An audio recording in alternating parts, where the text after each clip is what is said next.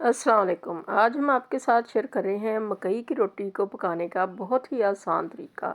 बिल्कुल इजी तरीके से आप मकई की रोटी पका सकेंगे बिल्कुल आसानी के साथ। जिसने कभी भी नहीं बनाई मकई की रोटी वो भी बहुत आसानी से बना सकेगा। बिल्कुल आसान सा मेथड है, कोई ज़रा सा भी मुश्किल नहीं है। ना तो इसको गूंदना पड़ेगा और ना ही इसको मलना पड़ेगा। बड़ी आसानी के साथ ये तैयार हो जाएगा रोटी पकाने के लिए। तो इसके लिए सबसे पहले हमने एक पैन के अंदर 1 गिलास पानी डाल दिया है। पानी जैसे ही बॉइलिंग पे आ जाएगा इसके अंदर हम इतना ही आटा, इतनी ही क्वांटिटी का आटा लेंगे मकई का, इसको डाल देंगे। आटे को हमने छान लिया है और छानने के बाद इसके अंदर डाल दिया है। बराबर क्वांटिटी लेनी है पानी की और आटे की।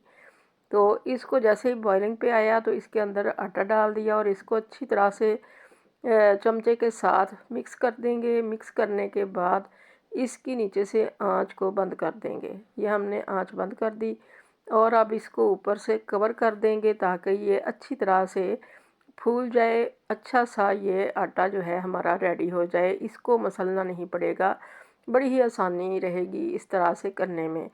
तो इसको कवर कर देंगे और इसको 10 मिनट के बाद निकालेंगे इसमें से। अच्छा सा ये रेडी हो जाएगा, फूल जाएगा आटा।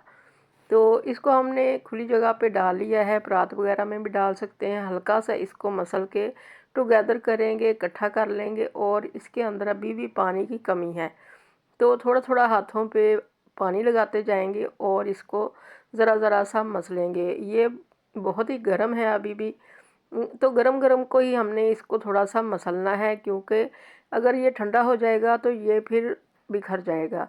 इतना अच्छा नहीं रहता ये ठंडा। अगर आप इसको ठंडे को ही रोटी बनाएंगे तो ये टूटती जाएगी। तो इसको गरम गरम को ही हमने करना है, इतना गरम हो कि ये अब आप इसको हाथ लगा सकें। तो ये हमने बस थोड़ा सा ही मसला है और ये बड़ा मुलायम सा हो चुका है, चिकना हो चुका है।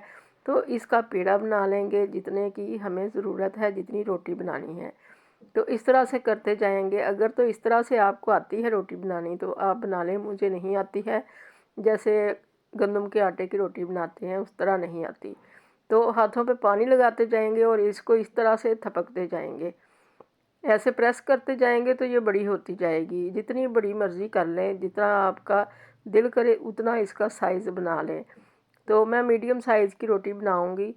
तो इस तरह से ये देखें कैसे गोल गोल बन रही है। अगर इसके आपको किनारे बिल्कुल परफेक्ट गोल चाहिए तो इसके ऊपर कोई प्याला या फिर कोई प्लेट वगैरह रख के तो कटिंग कर ले साइडों से, मगर मुझे इसी तरह के किनारे अच्छे लगते हैं, बारीक वाले।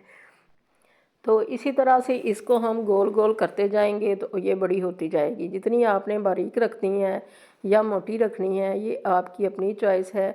मुझे काफ़ी बारीक ये रोटी पसंद है क्योंकि ये बड़ी क्रिस्पी हो जाती है, तो बड़ी मज़े की लगती है साग के साथ। तो अगर आप चाहें तो एक ही बार सारी रोटियों को बेल के पास रख लें और तवे पे डालते जाएं एक के बाद एक। मगर मैं इस तरह से करती हूँ कि एक रोटी को तवे पे डाल देती हूँ। वो पकने में काफ़ी देर लगाती है क्योंकि जो गंदम की रोटी होती है वो ज़रा जल्दी पक जाती है, मगर इसको काफ़ी टाइम लगता है। मीडियम फ्लेम पे इसको पकाएंगे ताकि ऊपर से क्रिस्पी हो जाए और अंदर से भी अच्छी तरह से ये पक जाए। तो ज़रा सा इसको हीट लगी तो हमने इसकी साइड चेंज कर दी है और साथ ही इसके ऊपर घी लगा दिया है। आप ऑयल लगाना चाहते हैं या देसी घी लगाना चाहते हैं तो ये आपकी अपनी चॉइस है। देसी घी या घी के साथ बहुत ही मज़े की रोटी बनती है, बड़ी क्रिस्पी क्रिस्पी और अच्छी सी मज़े की इसकी खुशबू भी आती है। तो इस तरह से इसको हल्का हल्का सा दबाएंगे और इसको घुमाते जाएंगे ताकि इसके बराबर ही रंग आए चारों तरफ। तो ये देखिए कितना प्यारा कलर आया है इसका रोटी का। और दूसरी साइड से भी ऐसे ही घुमा घुमा के मीडियम फ्लेम के ऊपर इसको हम पकाएंगे। ये दोनों साइडों से पक जाएगी तो फिर इसको उतार के सर्व करते जाएंगे, साथ साथ ही सर्व करते जाएंगे क्योंकि सर्दी बहुत है और साग ठंडा अच्छा नहीं लगता और ना ही ये रोटी अच्छी लगती है ठंडी ठंडी सी। जितनी गर्म होगी उतनी क्रिस्पी रहेगी।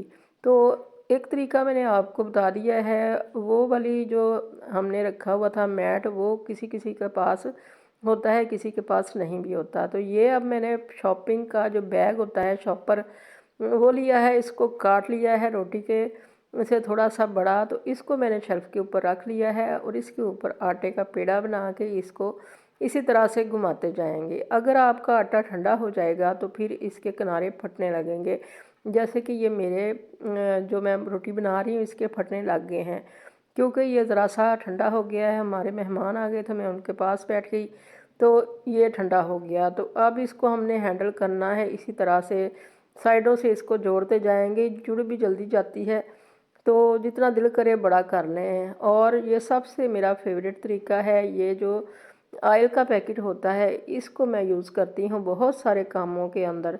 तो ये काम भी मुझे इसके ऊपर बहुत ही अच्छा आसानी वाला लगता है, क्योंकि ये काफ़ी ज़्यादा मुलायम सा होता है प्लास्टिक, तो इसके ऊपर बड़ा ही मज़ा आता है कुछ भी काम करने में।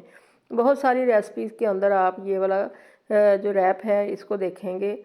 तो ये देखें, जितनी मर्ज़ी बड़ी कर ली मैंने, ये बड़ी बारीक रोटी बनाई है और इसको भी तवे पे डालते हैं। ये देखें, तो गरम गरम आटे को हैंडल करना बड़ा ही आसान है। अगर आपसे हैंडल नहीं होता तो आप सारी रोटियां बना के रख लें और तवे पे डालते जाएं और बनाते जाएं। 1-2 दिन फ्रिज में भी पड़ी रहेंगी बनी हुई, तो ये ख़राब नहीं होती हैं। और दिल करे तो इसको बनाएं, तवे पे डालें और फ्राई करें और खाएं और नोश करें। और दुआओं में हमें भी याद रखिएगा।